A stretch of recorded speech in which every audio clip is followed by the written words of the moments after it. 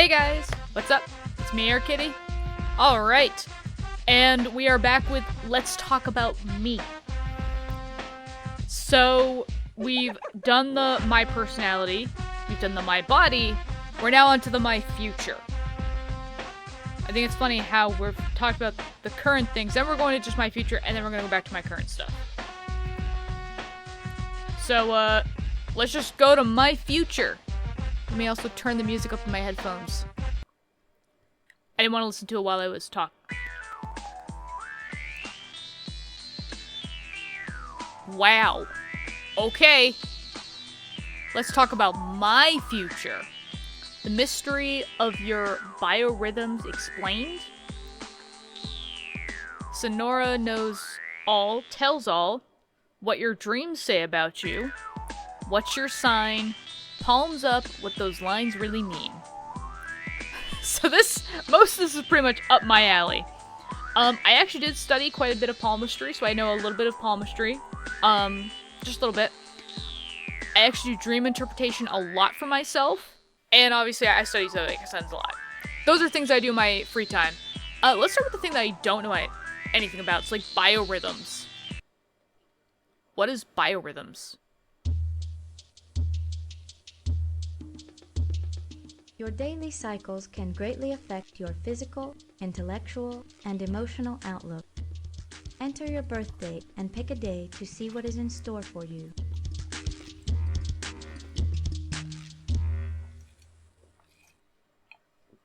Okay, cool.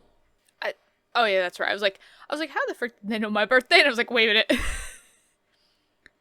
Because, I told them my birthday. Also, I'm not gonna have to, can I, oh my god. Oh god, I didn't need to go that far. Can I pick my own birthday? How was my life going when I was born? Oh, emotional, decent. Physical, decent. Mental, decent. You're on the straightaway stretch of life's roller coaster right now. You're on the ride, but not at the top or the bottom. No problem. Just enjoy the relaxed pace. Don't be surprised if you have trouble making decisions right now. You're in limbo. I think I was in the womb getting born. Put off the major decisions if you can, but take advantage of your middle-of-the-road state to really contemplate all the pros and cons. Hanging out with your good friends, going for an evening stroll, and a nice game of Monopoly rather than Trivial Pursuit are about your speed right now. I don't want to play Monopoly. I didn't want to speed up what was already happening in my family, being torn apart by divorce. So, I'm good with Monopoly at the time of my birth. Week? So this is the month?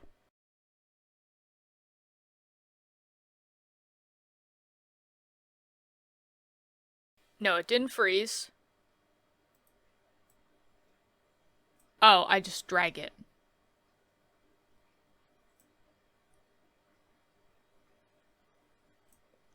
So I'm guessing this is July.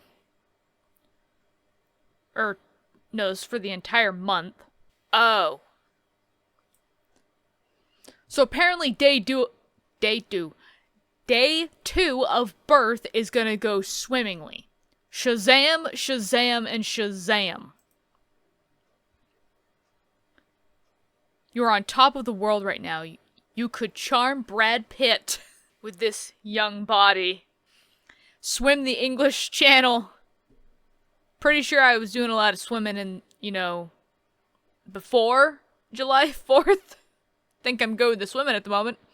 And hit the jackpot on Jeopardy. Now is the time to seize the day and go after what you want. In this state, you just might get it. Take a chance and sit next to that cute guy. Go for that killer swim or run and whip out that big resort due next week. Or big report due next week. Apparently I can't read either. Granted, I was 2 years old. I couldn't read anyways. Easier to do it now in your mental high than later. Sitting at home is not on your plate right now. Get out there and enjoy your natural high. Only if mom allows me to. Okay, so, you know what? I want to know. So, let's go back to July 4th.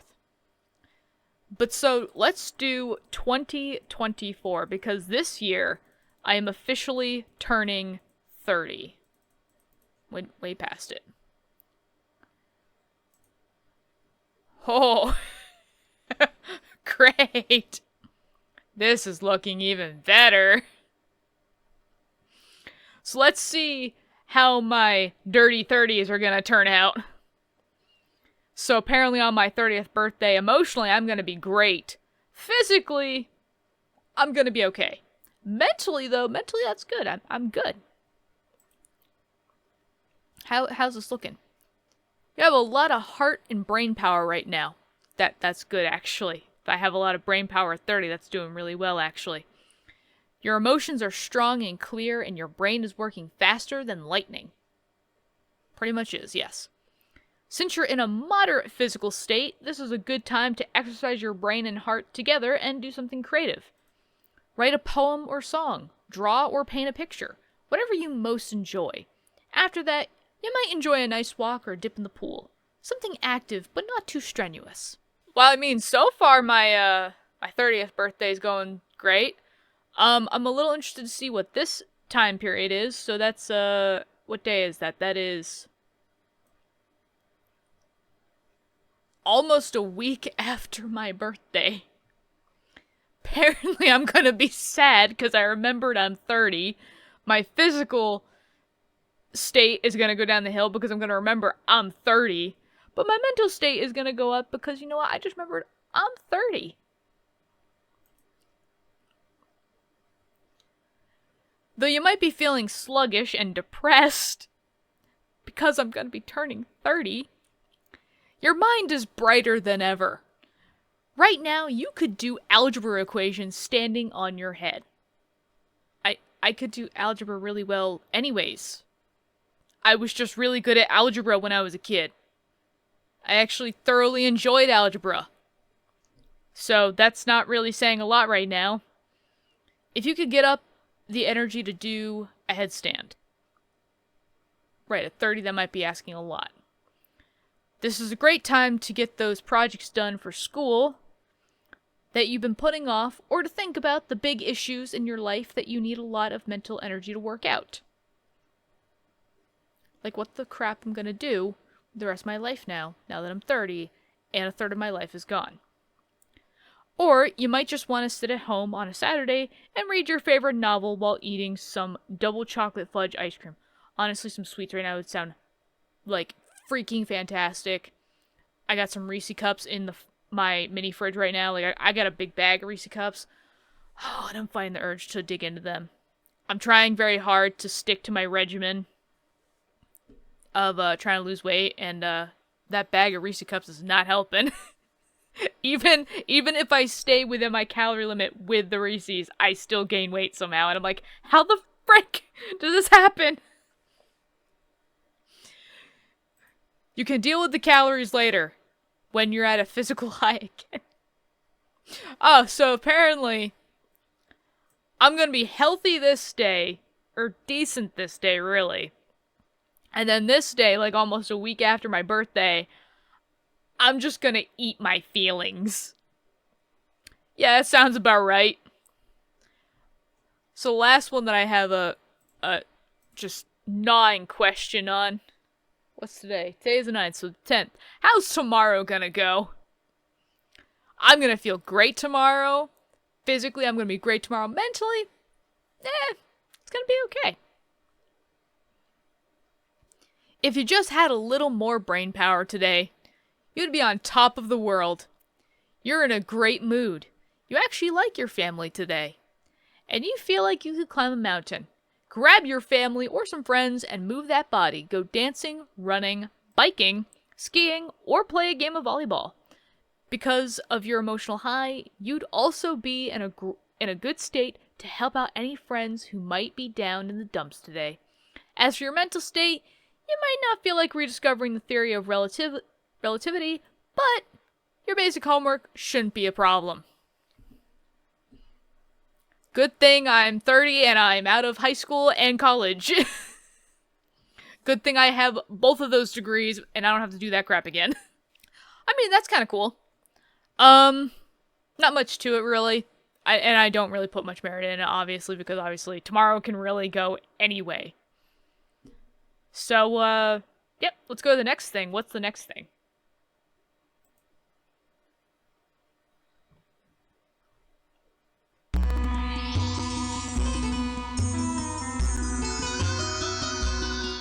Bienvenido, muchacha. Welcome. Come into my parlor. Sit down. Don't be shy. Oh, don't mind the bird. He won't hurt you. Paquito no más. Ven aquí. Excuse me, senorita. He is a very bad bird.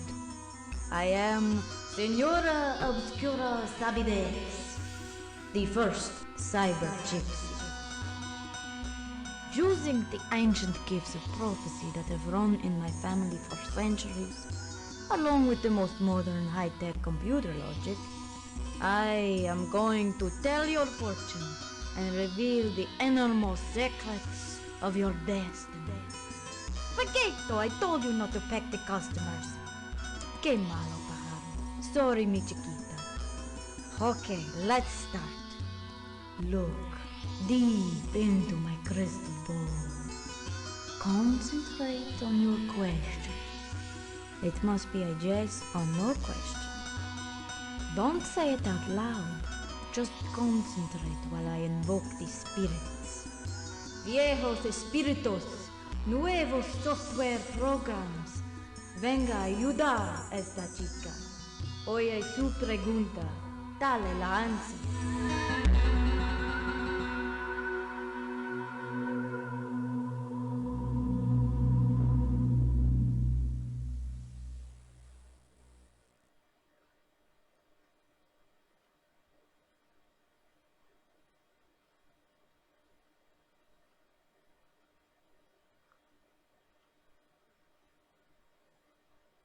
Oh, do I have to type my question? She told me not to say it. She just told me to think about it and look at her ball.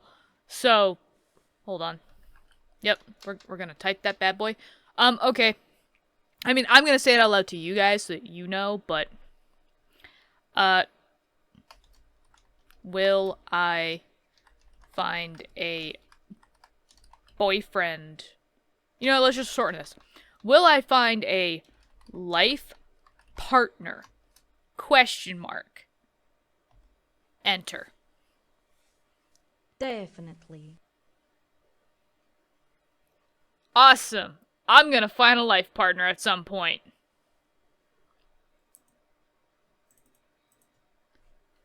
Cool. Will I find a life partner before I turn 40? You know the answer to that as well as I do. No. I'm gonna guess it's a no.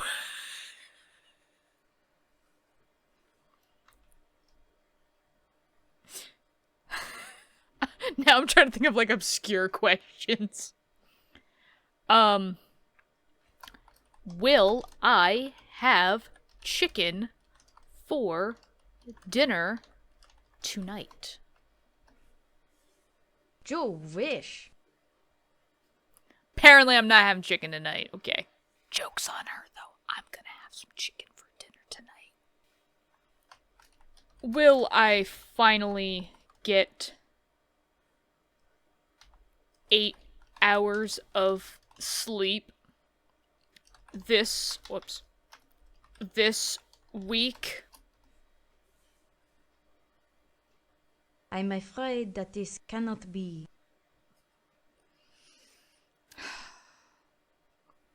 You know, out of all the answers, I wanted to be like, yes, definitely. You know, I can live with the idea of not finding my life partner before I turn 40. I can live with the idea of not finding my life partner at all. The idea of not getting 8 hours sleep this week, that was a hard blow, okay? That was a hard one. That was a hard pill to swallow for me. Okay. Will I be YouTube famous? Definitely. Yes! Well, I mean, Senora Obscura has said that I will definitely become YouTube famous, so it must be true. Don't pay attention to the thing I said about the chicken. That's a different question. That's a different thing entirely. Different vibes, different, signals from the universe. This one, though, this one's gonna absolutely be true. Yeah. Piquito? What do you do, Piquito? Okay, but that's cool, I guess. I don't really know any more questions about this to ask this, and obviously this is just a fun little, is this gonna happen or not? Maybe, maybe not. So, I say let's move on to the next thing. The dream machine? Your dreams are a window into your everyday life. Click on these symbols to learn more about what they might mean. Use the My Dream area to put together the pieces of your dream. Don't forget to save it to your calendar.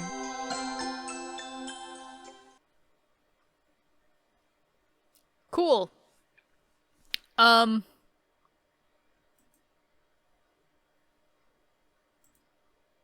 That's... no. Oh, that's...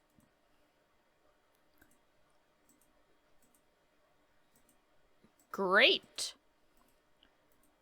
I'm actually trying to find something that was relative to my dream last night, if I can remember it, actually. There was an animal. I saw baby raccoons. I think that was inspired by the idea that, I was looking at baby animals, and I saw Bob Ross holding a baby raccoon. I don't believe there was water. Nope. Nope. Nope. Nope. I can't remember the dream that I had last night, but I'm like, I can remember past dreams. So let me instead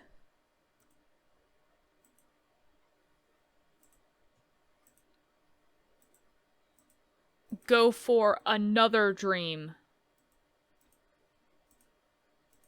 that I remember. Okay. So I have a rough idea, or I have a vague recollection of a dream that I had a couple nights ago. The only thing I can say is that I remember at one point I was transformed into a mermaid, and I was in the ocean, and there was a big ship. I came across a big ship, and I believe it was up in the air, so the bow was in the air. And I was just thinking to myself, I'm like, that's not correct. That's not how a ship works. And then all of a sudden, it came toppling towards me. And I remember trying to swim away as fast as I could. All of a sudden, the dream transitioned like a movie scene almost. And I remember I was in my yard, and I had wings. Actual, feathery wings. And I was up above, the tree line of my house, because we live in the woods. And I remember diving towards the roof of my house and sitting on the roof of my house. And it felt pretty real. I was kind of scared of diving down to my house, but I was like, I'm gonna do it! But yes, so water symbolizes deep feelings or emotions such as fear and anxiety or relief and happiness. According to Sigmund Freud, water is also a female symbol. So a lot of dream dictionaries that I go through, water, yes, is a very common sign for emotions. It usually points to something that something that's emotionally needing attention or something like that. It also depends on the water itself, how it looks. Is it a lake? Is it an ocean? And on top of that, it depends on how you feel about something. I remember feeling very anxious and kind of terrified of being in the ocean, in the deep parts of the ocean. I'm trying to remember the name of it, like being afraid of the ocean, because I know Markiplier has that same exact fear, but I can't remember what it's called. But I remember having that fear, like, there's gonna be something down here. I will say one phobia I do have is submechanophobia. I do have that quite a bit. I do not like being in the same waters as man-made objects. I don't know why. It's just creepy to me. I guess for me, because it's a thing of like fishies. Fishies are supposed to be in the water. Coral is supposed to be in the water.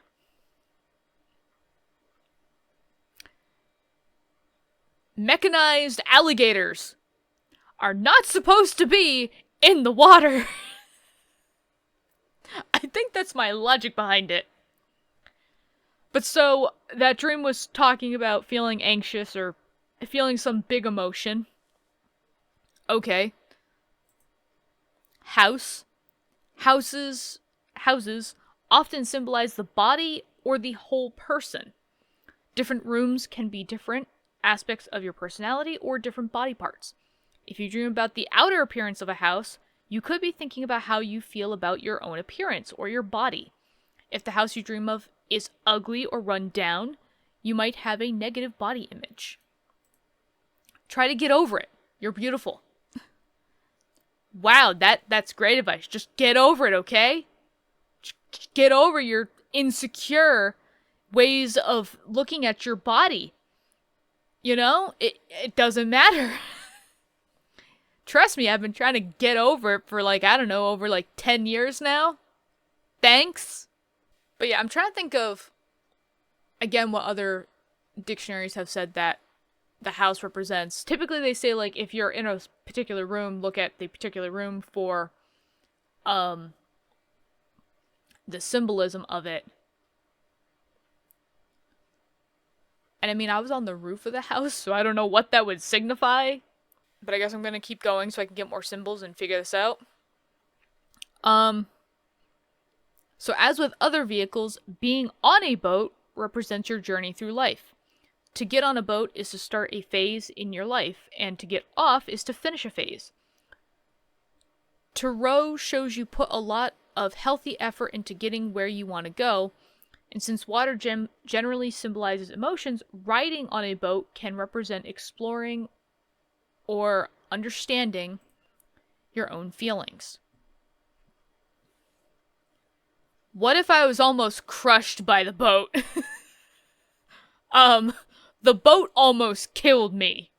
And it wasn't just a boat, it was an entire, cruise line. It was an entire cruise liner, okay, that almost crushed me. So I'm trying to go with, the big thing. So, yeah, being on a boat represents journey through life. And obviously the boat being in the water represents something emotional. So it's an emotional journey through life. So the fact that the boat almost crushed me, it could be symbolizing that, the way that my life is going is not suiting me emotionally, in a sense. Though I can't remember what a mermaid symbolizes, so guess I'll never know that one. Trees. Trees represent support, strength, permanence, growth, and unfolding.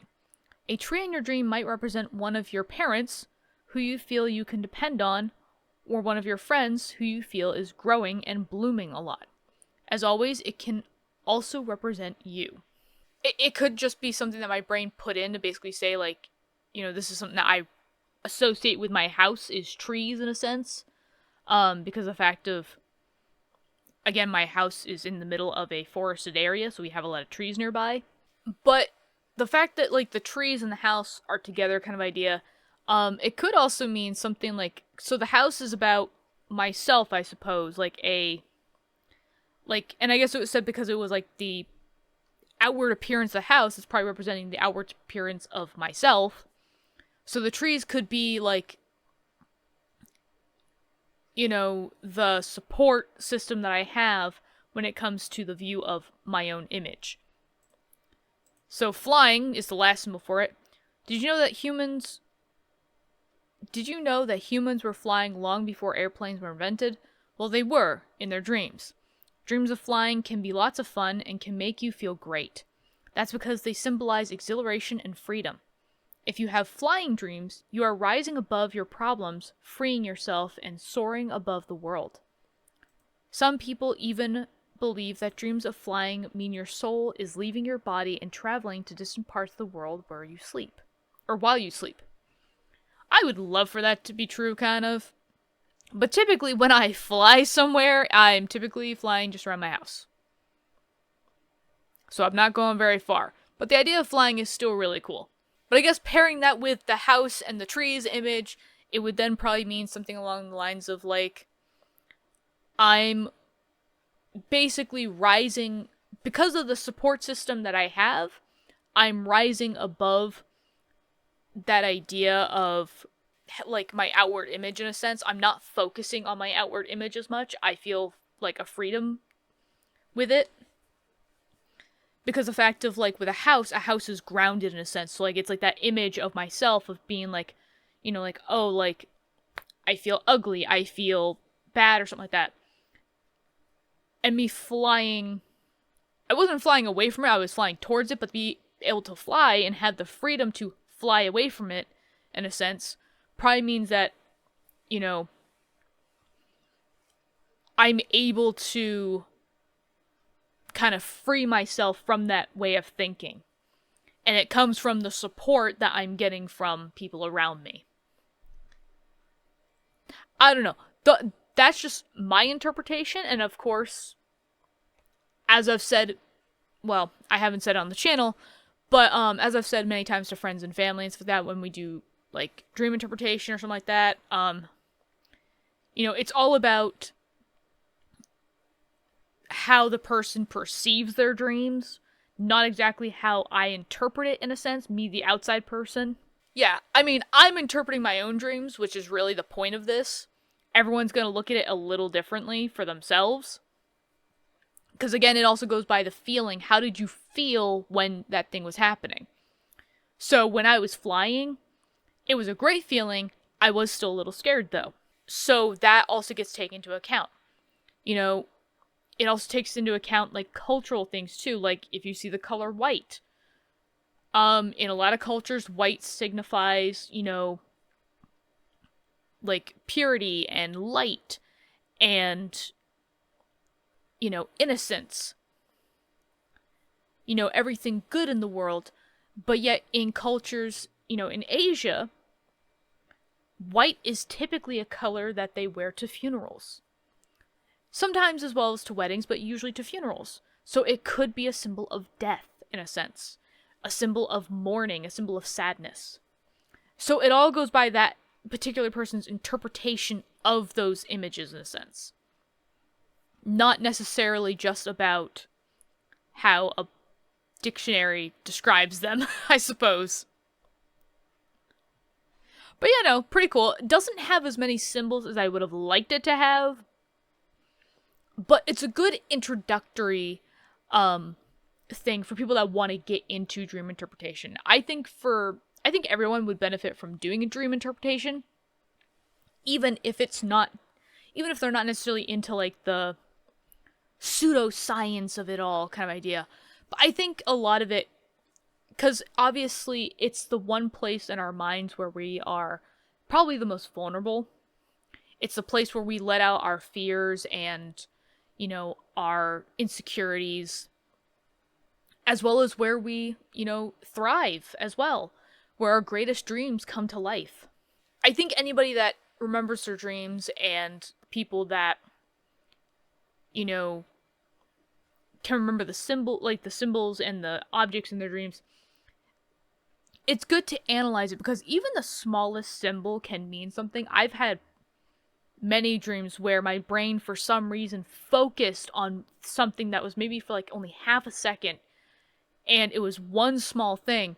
But when I went and looked at it in a dream dictionary to figure out, like, okay, what does that symbol usually mean for other people, it then started to make sense either with other symbols that I found in the dream, or even it started to make sense for the dream itself, why certain things were happening in the dream, why I even had the dream in the first place. So, it helps me kind of get through my day-to-day life in a sense, to be like, oh, okay, so I'm having a lot of anxiety maybe about this issue in my life right now. As well as the fact of it helps me be honest with myself to be like, yeah, I'm kind of being a bad worker and I'm putting things off, and yeah, I need to get better at that. I'm feeling some guilt and it's seeping into my dreams. I need to do something about it. So yeah, that's it. Again, not much, but it's cool. It's something to kind of get people started. So let's see. Next thing I believe is zodiac signs.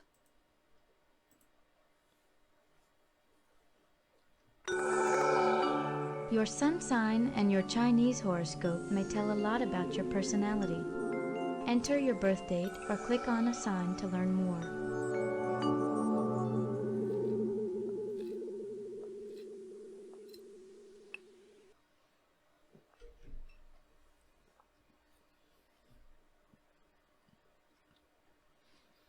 I mean, I entered my birthday, so I'm guessing I'm just here now. So yeah. Cancer, the crab personality. June 21st to July 23rd. Dates can usually range. I kind of call the dates the cusp in a sense. So anything between like the 20th and the 23rd is usually a cusp in a sense. Cusp being when it when the calendar dates kind of transition from one zodiac sign to another. But obviously I'm right directly in the middle. So in the artwork of Frida Kowai? I know who Frida is, I just don't know how to pronounce her last name. A Mexican painter. You can see the power of her vast emotions in every brushstroke. If you were born under the sign of the crab, you no doubt share some of her Cancerian traits. Oh, I didn't know Frida was a Cancer. For example, you have an endless capacity for compassion. You may be the one your friends turn to with their deepest secrets, because you always seem to understand how they are feeling. If you feel moody, it's only because you have such strong emotions. Since another Cancerian trait is needing to feel safe, you may be a bit gun shy when it comes to trying new things. I mean, guns around me, yes, I'd be quite shy around that. Not just shy like in a coy sense, shy like one of those guns better not be pointed at me. I swear to God, I'll crap my pants right here if one gets pointed at me. This is the lesson for you. To overcome your fears and go out there and teach people how to listen to each other. But yeah, that's so far true about Cancers that I've read. Yeah, Cancers are not great with trying new things. We find comfort in the idea of tradition, I suppose. So anything that kind of falls out of tradition, it's stressful. We are very moody. It's actually said that because the ruling planet for Cancer, even though it's not a planet, is actually Earth's moon. The joke with Cancer is that our moods change with the phases of the moon themselves. So, yes, we are very much the ones that when a full moon hits, we become probably our zaniest. And we do have this need for feeling safe and secure. The idea of like the shell of a crab. Yes, we do feel the need to, have some safety, and we very rarely come out of that shell in a sense. We will close back up in a sense. the moment we feel unsafe or the moment that we feel that we're being judged or criticized in some way. So, yes, and we do have very big emotions. But we do try very hard to understand people. So a lot of this is true. Not as in-depth as I'd want it to be, but it is true. There does seem to be some other stuff down here, probably about Cancer, so I'm going to click on it to see. So birthstone is ruby and pearl. Yeah, I think that's right. Common health problems. Stomachache, allergies, and anxiety. Well, nailed one. Technically two, I guess. 'Cause this one causes that one. Kind of a fun fact, too, is, like, with common health problems and everything. I am kind of interested to see Scorpio. I want to read Scorpios in a moment. But, common health problems is actually kind of linked to the ruling body part of zodiac signs. So every zodiac sign rules over a certain body part. Kind of going from, like, head to foot, what I can remember. Aries rules the head. Taurus is the neck. Arms are Gemini. The chest and stomach are actually Cancer. The hip region, I believe, is Libra. I believe it's Libra. Libra or Sagittarius, one of them. Or I think it's, yeah, Libra is hips. Sagittarius, I think is legs. Ankles and feet are actually Pisces. And oddly enough, and again, this is what I love so much about the zodiac signs, and I know I didn't go through all of them, because I missed Capricorn, Sagittarius, Leo. Well, Leo actually would kind of be chest. Libra, actually, I believe, is the upper or lower back. Virgo is the opposite of that, I believe. But Scorpio, and then Scorpio is, the funny part, Scorpio is the genitals. Scorpio is the entire crotch region. So I'm interested to see what common health problems are under Scorpio. But the ruling body part, basically what goes along with that is, so yes, it is a place of common health problems, as well as the fact of it is in a erogenous zone. So, if you have a partner and you know their zodiac sign, out of the different parts I just told you listed off about somebody else's zodiac sign, maybe that might give you some ideas to try with your partner later on that night. But yes, that's common health problems. Colors are white, silver, and pale yellow. Blue is actually another color too. Blue and brown, I believe. A lot of people would think red because of the crab, but actually it's funny because the reason why the color red is not associated with Cancer is because of the fact of, so actually crabs in the wild are typically not red. Crabs in the wild are actually typically brown or blue. And then sometimes green. So brown, blue, green, yellow, or not yellow, and white are typically colors I see associated with Cancer. Pale yellows sometimes, and then same thing with like accent colors, usually silver. Most compatible with Scorpio, Pisces, and other Cancers. I think I've said this before as well in other videos with zodiac signs. So if you're having a problem figuring out which zodiac sign you are most compatible with, essentially take whatever element your zodiac sign is, find out what the other two elements in that, or find out what the other two zodiac signs in that element circle are. There you go. You know who you're most compatible with. Scorpio and Pisces are also water signs, so they are considered perfect matches for Cancers. There are other exceptions to the rules, so like Tauruses that are earth signs typically are also really good matches with Cancers, but they will, it's kind of the thing of they will offer something different in the way of the fact of, getting a little tongue-tied here. They will offer something different because of the fact that they are an earth sign, not a water sign. So yeah. Cool Cancer women. So Frida, Helen Keller, Elizabeth Kubler-Ross, Sally Pearson, Princess Diana, Meryl Streep, Twala Throp, Lena Horne, Suzanne Vega, Juliette Lewis. I know, obviously, a few of these women. Like, I know Frida, I know Helen Keller, and I know Princess Diana. Everybody else I have no idea, and I feel so bad about. Okay, and then there's that. Okay, so I said I was interested in Scorpio, so here is Scorpio. So Scorpio, the Scorpion personality, October 24th to November 22nd. It's hard to take things lightly if you are influenced by the sign of the Scorpio. I think they meant to say, like, sign of the Scorpion.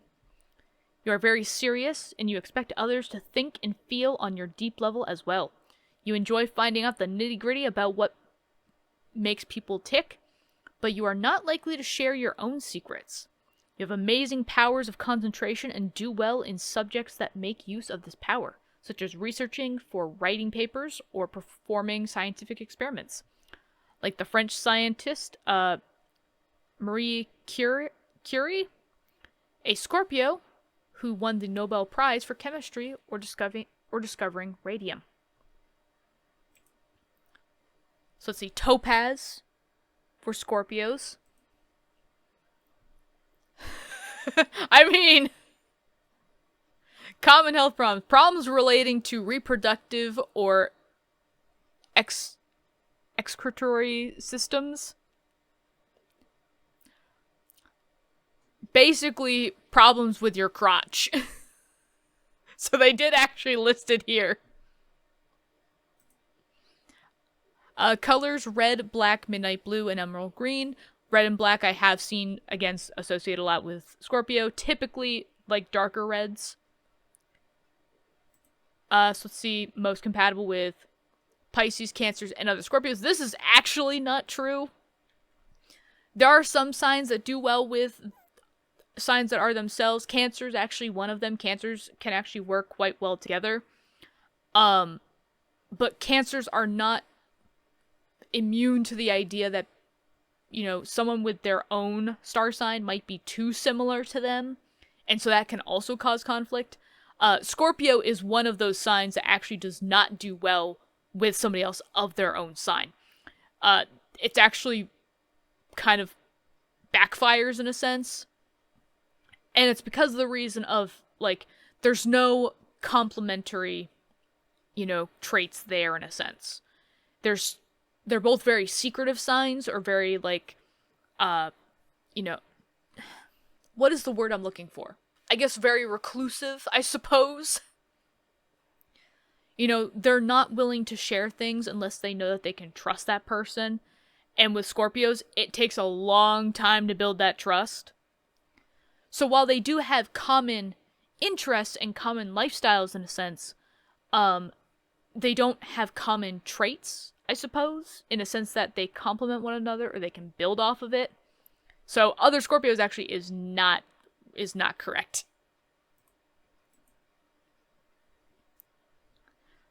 There's a lot of Scorpio women though. Many of them I know none of them. Blah blah blah blah blah. Bork, I'm guessing Bork. Martha Pimpleton. Winona Ryder, Anne Sexton, Indira Gandhi, Grace Kelly, Billie Jean King, Helen Reddy, Jodie Foster. I know Jodie Foster. I recognize that name. Hillary Rodham Clinton, Sylvia Plath, Marie Curie, Katharine Hepburn, Vivian Lee, wow, Georgia O'Keeffe, Margaret Atwood. That was a lot of names I just had to read. So yeah, I am kind of feeling bad that I never go through anybody else's zodiac sign in a sense. I'm debating though about taking screenshots and just putting it up onto the Google Drive For anybody that wants to see it and read their own, I might try to, like, you know, make a document for it in a sense so that people can just, like, go down to their zodiac sign if they want to see it. So, yeah, just something I'm kind of thinking about. But let's go to the Chinese zodiac now. Yes, I am a doggy. The dog. 1970, 1982, and 1994. Dog girls are the companions of justice. They are sincere and loyal and will do all within their power to help others. If you are born under the sign of the dog, you will have a great respect for honor and tradition and will speak out against injustice. You are not particularly social and do not seek the limelight, although you are a most amiable companion. You are an incredibly good listener and can reliably keep a secret for someone for life because you are not at all inclined towards gossip. You sometimes have a tendency to worry, but your friends or family... You sometimes have a tendency to worry about your friends or family or about circumstances. We already covered that anxiety is on the list. You can be somewhat pessimistic and anxious, and should try to remain calm when things do not go your way. With your amazing loyalty, you no doubt have an entourage of friends who owe you the favor of lending an ear. Take advantage of it. I haven't done a lot of research into the Chinese zodiacs. I mean, I have obviously looked at the dog and everything, and loyalty obviously is one that comes up a lot, as well as the fact of champion of justice. You know, standing up against injustice. And the idea of being sincere and honest. Those are things I have heard a lot about, and yes, I do agree with that. That is me a lot. Obviously, I don't like the idea of, you know, people being taken advantage of. And when I can, I do try to stand up for it, or I do try to fight against it in a sense. I'm not one necessarily, yes, to go for the limelight. I'm okay with kind of doing things in the background. I would say YouTube is a little bit different for me in a sense, because obviously, like, YouTube is great, but it's not exactly the limelight. But I guess some would probably say that that is a little out there for me, I suppose. Again, like, kind of going against what it says about my sign. But obviously the anxiety, absolutely. The anxiety I absolutely have. Yep. I worry a lot about circumstances. A lot. To the point of having tummy aches and tummy issues. I gave myself IBS because I worry too much. So, yeah, but let's see what the dog is compatible with. Most compatible with horse and tiger. Was there somebody in my family that was born under the horse? I don't think so, and I don't think I have any family members that were born under the tiger. But now I have to keep a lookout for that. Cool dog women. Candice Bergen, Madonna, Susan Sarandon, Kate Bush, Mother Teresa, Holly Hunter. Cool. And the description.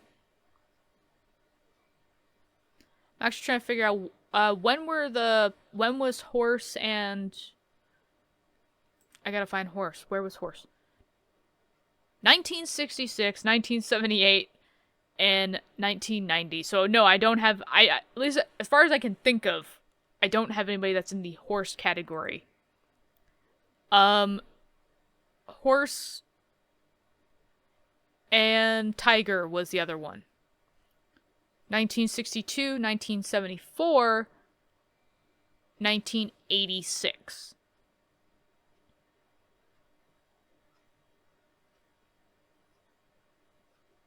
Again, I don't think I have anybody in my family. At least not that I can remember out of the years. But yeah, again, a fun little thing. Again, I will try to get the Zodiac stuff together so that way if anybody wants to see it. Because I know obviously, granted, I am still playing this on Windows 10, so if anybody wanted to pick up this game for themselves, they still could and they could still play it. I don't think there's going to be too much of a problem. Obviously, you may still just need to play it in a virtual machine. But again, I know that a lot of people don't have the know-how to do that or have the ambition to do it, so I might just go ahead and show the Zodiac stuff on the Google Drive. Let us go to our last category now, which is Palmistry, which I'm actually super excited for. Wow, let's start out out of nowhere. Click on the regions of the palms to demystify the legend of palmistry.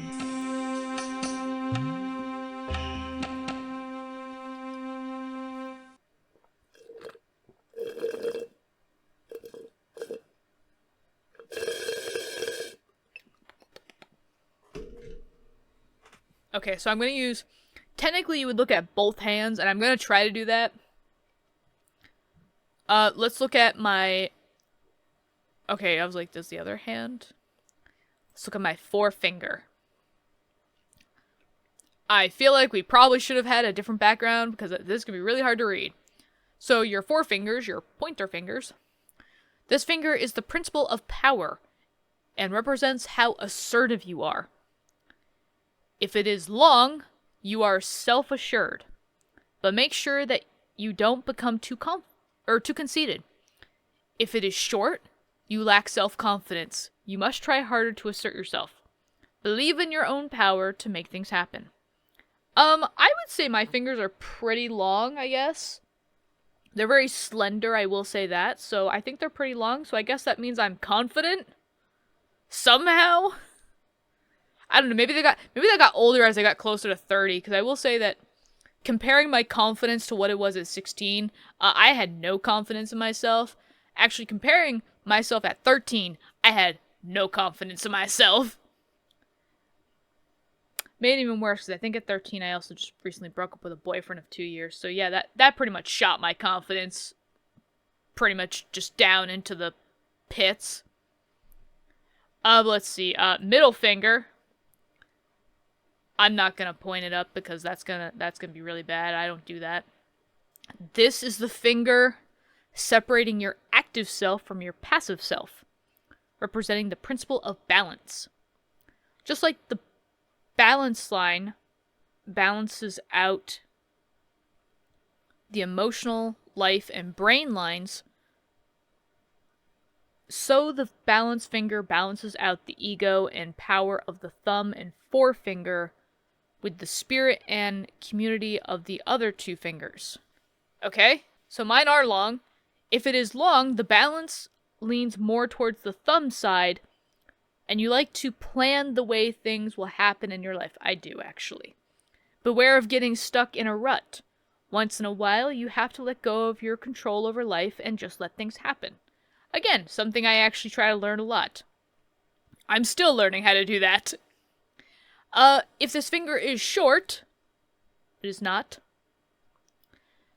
The balance leans more towards the pinky side, and you act on an impulse and passion. This can be good, but don't go overboard. Try to plan ahead once in a while. Yeah.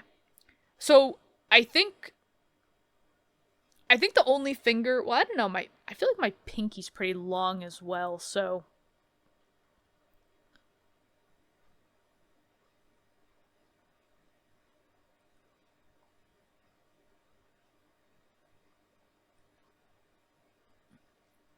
What are we considering long and short? Because, I mean, my fingers feel pretty long. So, the ring finger, this one. This is the finger of your inner search for beauty and meaning in life. The principle of spirit. It is long. I'm going to say it is long. If it is long, you are willing to take risks in expressing yourself and the meaning of your life. For instance, you might be a cutting-edge artist. I guess? If it is short, you are easily frustrated by your constant search for deeper meaning in your life. Don't let yourself get stuck in this frustration. Keep searching, but don't get too focused on the ultimate goal. The search may itself be the meaning you're looking for. Okay. And the pinkies. They're kind of hard to Yeah. So, your little finger is your link to the outside world, the principle of spirit and community. It shows your desire to be seen by others, your skill and intelligence at navigating your way through life. If it is long, you are cunning, good at working a crowd, winning people over with your diplomacy. If it is short, you are not very good at self-expression and prefer to be less involved in the world outside of your own little circle. I'm going to say it's long, and I guess in some ways, yes, that description would kind of be true in a sense. I'm generally a likable person, I feel like. I have not had a problem with people liking me. The idea of being able to work a crowd, I guess, is kind of true. I consider myself funny. I've been told that I'm funny by other people. People laugh at my jokes, and it doesn't seem fake, so I'm gonna say, yes, I'm funny. And I kind of feel like I know how to, like, read a room, in a sense, be able to say, like, you know, like, oh, like, this is a time that I can joke, or, oh, this is maybe not a time, so, maybe. That's nice. The thumbs. The thumb is the principle of the ego and represents your power of expression. It dominates your personality, exerting influence over both your emotion and your mind. So for the ego, for those of you that are not familiar with Carl Jung in a sense, there are these two concepts that Carl Jung pointed out to. I believe they were also considered archetypes in a sense, the ego and the id. So think of the ego as being like, kind of like your emotional side, your impulsive side, the things that you want. You know, a lot of people relate it to like the ego and the id being like, you know, the devil and the angel on your shoulder in a sense. But it's not quite like that in a sense. The ego isn't necessarily representative of the devil on the shoulder. It's more like representative of like, you know, impulsiveness and like, this is what I want and going for something like that. The id is more the disciplinary one that says, you know, this is something that I need. You know, this is something that I should be doing. And, you know, it's like, you have to have them both work together in a sense to kind of get through life. I think a good representation of this actually was, oddly enough, because we're talking about girl games and everything, and I'll try to link it if I can find it on YouTube again, but there's actually a little video that Walt Disney did actually, I think back in like the 50s, like the 40s to the 50s, and it was actually describing to young girls what puberty is and what happens in the mind and everything. And there's this segment where he's talking about like, you know, a girl has two personalities in a sense, or these two people in a sense in her that run her day-to-day life. And it's just like, you know, kind of looks like a stuck-up, like, very, like, serious, like, woman, has her hair tied back, glasses, you know, doesn't smile, you know, everything is in order and everything like that, she's very responsible. And then you have another girl, she seems a little younger, and, you know, her hair's, like, done in a wild style. She's got, like, the leopard print, like, dress on. She's more wild. You know, she's impulsive. You know, she sees, like, sweets and everything. She's like, I want that, and I want that, I want to eat that, I want to eat that. And he talks about this idea of the ego and the id. I don't think he necessarily calls them that, but that's essentially what it is. The stuck-up one, the more responsible one, is the id, and the more wild one is the ego. Obviously in the video they do talk about how if they both work together, you know, they both can accomplish goals a lot faster and with better quality. So for the thumb, long story short, thumb is basically the ego, the impulsiveness, what you want in life. It is the strongest and most important feature of your hand, and so pay attention to it. I'm paying attention to it. If it is long, I don't know if my thumbs are really long in comparison. I guess so. I'm just gonna say my fingers are long in a sense. If it is long, you are enterprising. You have great vitality and willpower. If it is short, you are loyal and practical. You may also tend to be dependent on other people, so take care to be independent. You can do anything. So I will say, because it's funny, because they kind of made it sound like, people with long thumbs kind of have the better traits in a sense. But it's funny because while yes, I would agree that I do have great vitality and great willpower, the downside to that, in a sense, to having that kind of mentality, that determination, that ambition, in a sense, is basically what they're saying, is that sometimes it can be hard to figure out when you need to just let something go. When you should stop fighting for it, in a sense. And so I think that's another thing that needs to be watched out for, in a sense, is that if that is kind of like your personality like that, like you feel like you have great vitality and willpower and stuff, that's great. But make sure that you're applying that to objectives that actually matter. So what is the next thing? Do we have anything for, like... Okay, we do have the mounts. The mounts are like this part, like these little plush parts right underneath your fingers. Those are also really important in palmistry. So obviously those are something to look at, as well as your wrists. Your wrists also tell a great story about your hands. But let's start with the lines. So the heart or emotional line. So I'm trying to figure out on mine where that would be. I think... Okay, yeah. I don't know if I can show it really, but I believe it is this top line right here. And it's kind of hard to see, but it does, on the end of it, actually fork off, like in two. So look at the depth of the arc that this line makes towards your forefinger. Yep. If it is wide and deep, you are impulsive and emotional. You rely on feeling more than on thoughts to decide things.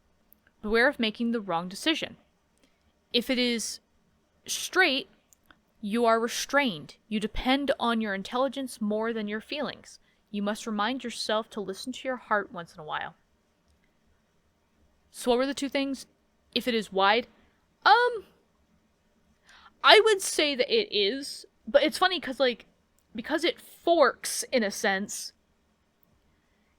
it almost looks like there's two lines going into it. So it's like there's like one line that kind of looks like it's going straight across, and another line looks like it's doing like a big dip, like a wide dip towards my forefinger. So I don't know. I guess that would mean I'm kind of balanced in between somewhere. But I'd probably go with more the wide and deep dip towards the forefinger. And obviously what they mean is, like, obviously if it's deep like this, where it, like, kind of makes a arc, or not an arc, but, like, it kind of makes, like, a big scoop motion, I suppose. That's what they're considering the wide and deep. But obviously if it kind of just goes straight across your hand, then that would obviously just be the straight one. So the head and brain line, so on mine, it's again, it's kind of a deep one, I need to make sure. So it would be this line right here on my hand.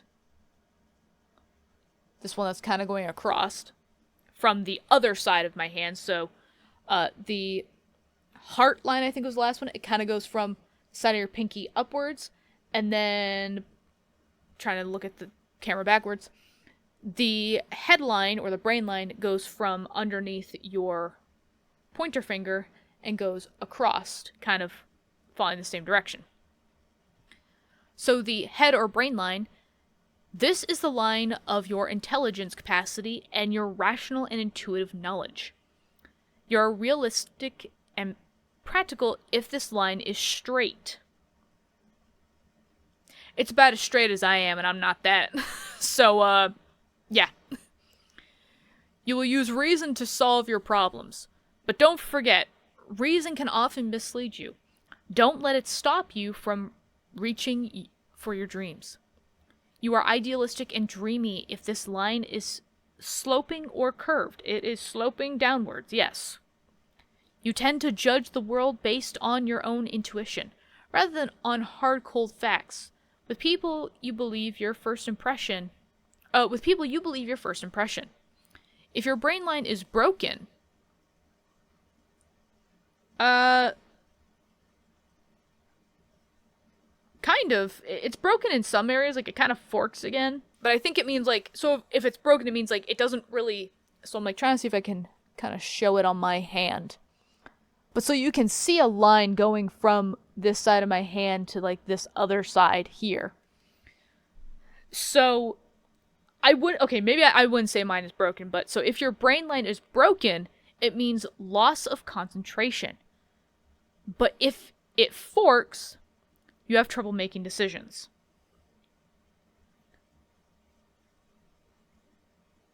Mine doesn't, it doesn't fork that much. It has a little bit of a fork at the end. But I'm actually a pretty decisive person. I think where I have a hard time making decisions is when I have to make decisions for somebody else, because I'm like, I don't know necessarily what they want. And I don't want to upset them. So, yeah. So that's the headline. Fate and balance line. I don't know if I have that. Maybe I do, and I just don't know what it is. Is there anything that's just the mounts? Okay, so let's do the fate and balance line. Trying to see on my hand again.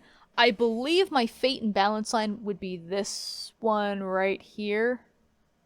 Like these, actually both these middle ones right here. Because I do remember, oddly enough, actually my school library did actually have some palmistry books. And I do remember renting them out from my library, or checking them out. And I remember one of the books mentioning about that if it's doubled, in a sense, that also meant something. Yeah, and actually on both my hands, it's doubled. It's not straight, of course, because nothing on me's straight, including me. But they are forked. Very forked. Especially the one on my left hand. Let's see. Fate and balance line. What is your destiny? Some think this line can tell you. It is the line that balances out the three other lines. If it is well formed, clearly crossing the entire length of the hand, you have a good balance among your heart, head, and vitality. No, it does not. If it is not, be careful. You must take care to listen to both your brain and your emotions. This line is also a line of fulfillment of goals and surmounting obstacles. If you maintain a good balance between heart and head, you'll be able to achieve fulfillment in life. That's nice. I'm never going to achieve fulfillment in life, according to my hands. Nope.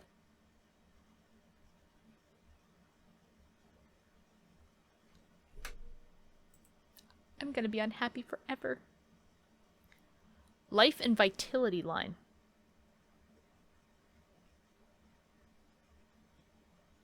Actually, so that might be my life and vitality line too. So I think the doubled, because let me see, where is it? Just trying to point to it on my hand. This double line here actually I think is my life and vitality line. It obviously doesn't go around my thumb necessarily like in the picture, but it does kind of point to there. It is very short though, which kind of sucks. Life and vitality line. Your lifeline does not tell you how long your life will be, but it does tell you how well you will live it. This line represents your health, both physical and emotional. If it makes a wide arc around the base of your thumb, you have great energy and a wonderful zest for life. But if it is straightened, it's not actually straightened, it actually makes kind of an arc. Broken or branched. Actually, no. Surprisingly not. It's not broken or branched, it's just kind of merged with my brain line. And very short. But if it is straightened, broken, or branched, be careful. You have a tendency towards apathy and laziness. You need to get out there and try to live life to the fullest. And I'm actually wondering for both hands. So on my left hand, it's more defined. On my right hand, it is absolutely broken. So I guess I am both optimistic and pessimistic. Or empathetic and apathetic. I am a walking contradiction. Anything on the wrist? Oh, there is something on the wrist. Let's see. Anything else for the left hand that we might have missed?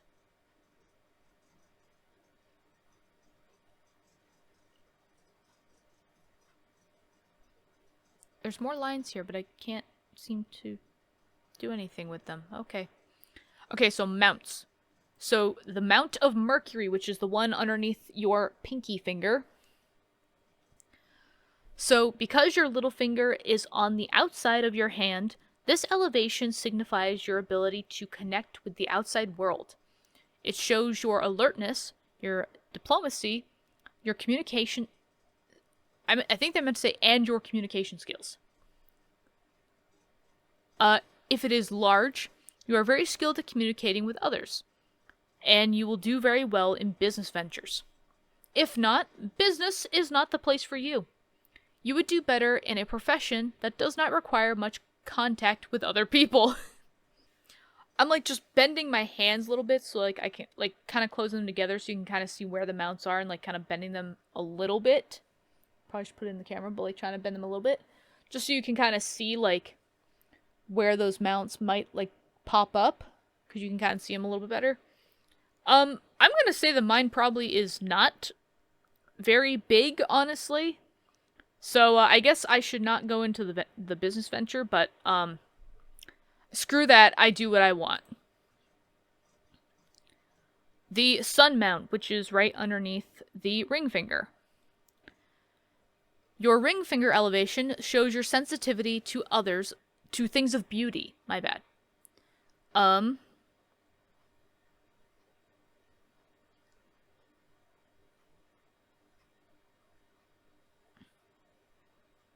The mounts also don't line up perfectly on my hands, so I'm not entirely sure, again, which ones are considered big, which ones are not.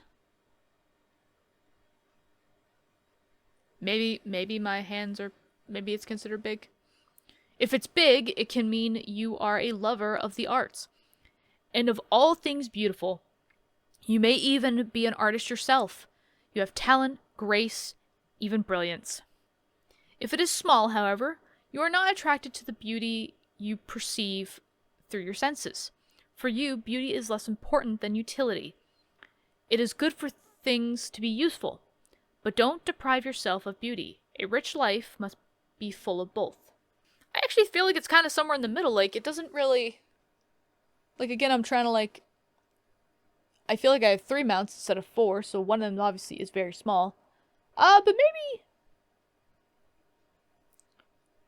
Maybe they're kind of big, I guess?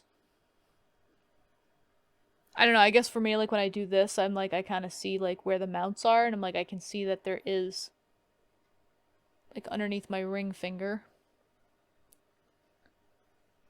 I don't know, how do you tell if a mount is big or not?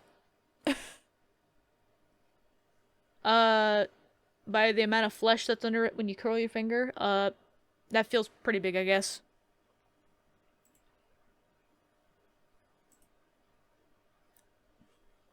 I feel like there's gonna be somebody that's really studied palmistry and they do this as a profession kind of idea.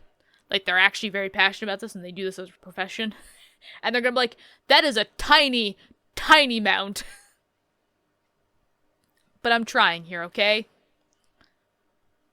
So the Saturn mount, which is underneath the middle fingers, at the base of your middle finger, this is the elevation of introspection, wisdom, and caution. If it is wow, that looked like wall. If it is well developed, you are patient and willing to think things over carefully before making decisions. If not, you might make hasty decisions without having studied all the possible consequences. I'm not actually sure, to be honest. Again, it feels, I guess, large, plush, maybe plush. Jupiter mount underneath the pointer fingers. The mount at the base of your forefinger is the mount of your ambition. It signifies your desire to be recognized for your achievements. If it is prominent, you are outgoing, self-confident, charismatic. You can be a leader if you want to, but be careful that your ambition, covering that up a little, does not override your common sense. You do not want to become proud or overambitious.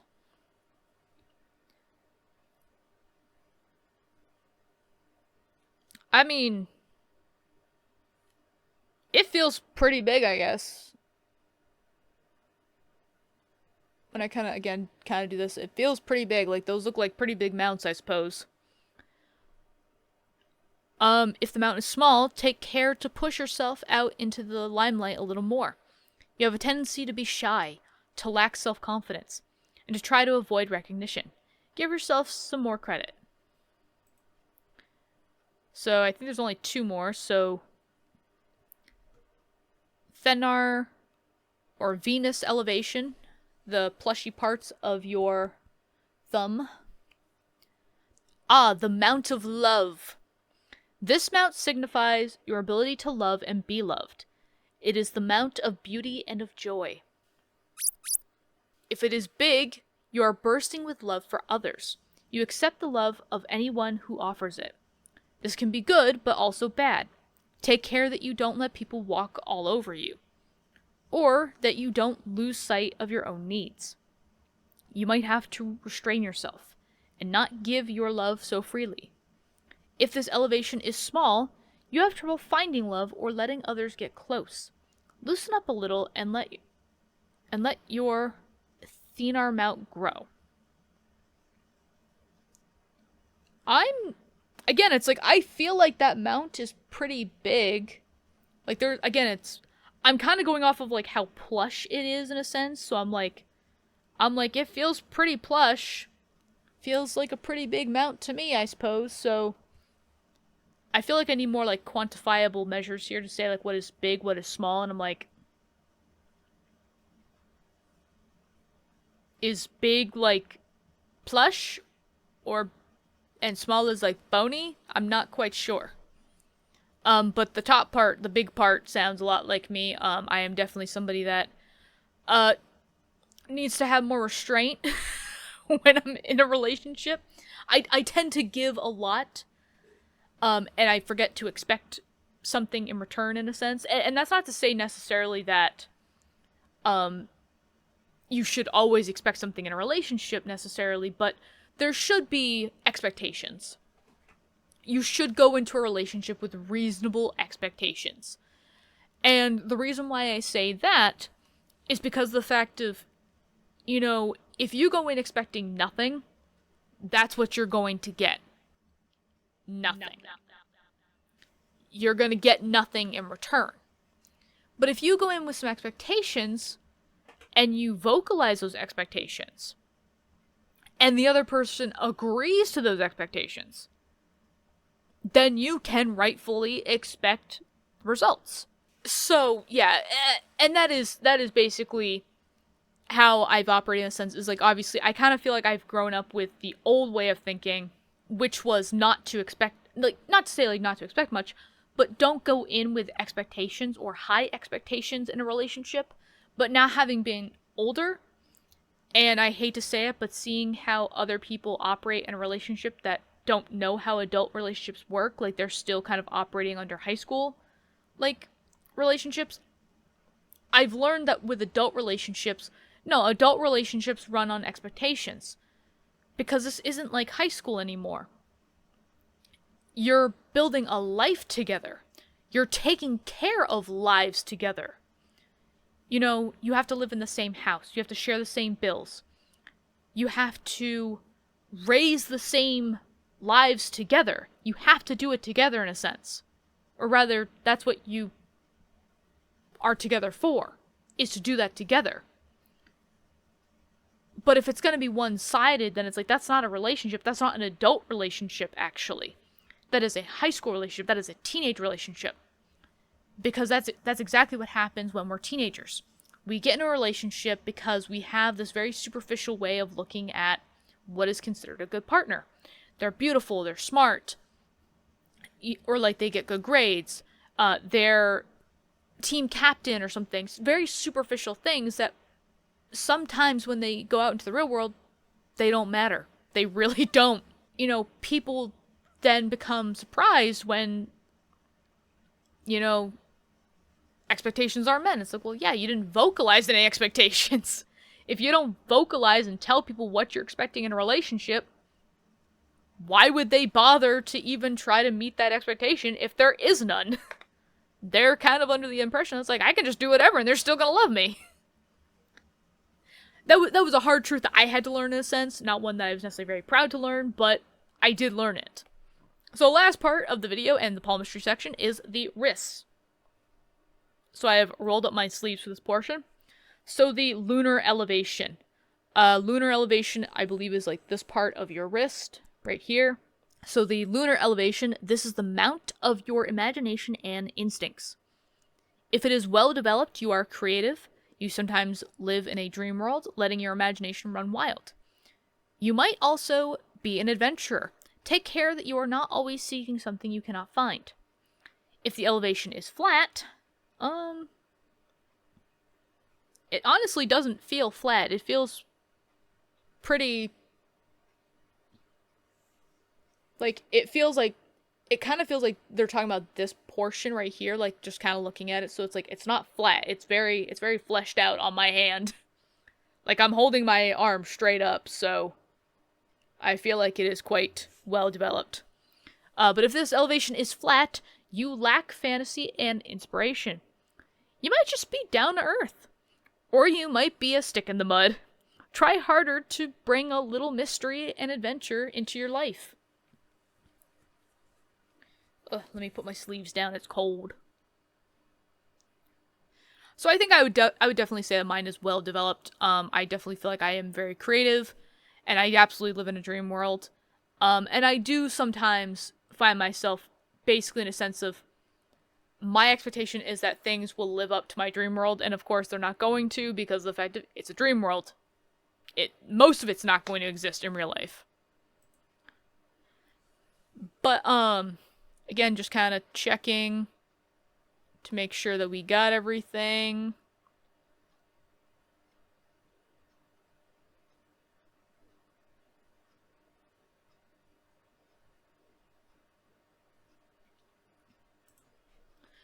Okay. But yeah, so that is all for my future bit. The palmistry section actually was kind of fun. It's a nice kind of, again, introductory into that kind of thing. There are definitely books and websites, I think, that explain palmistry better.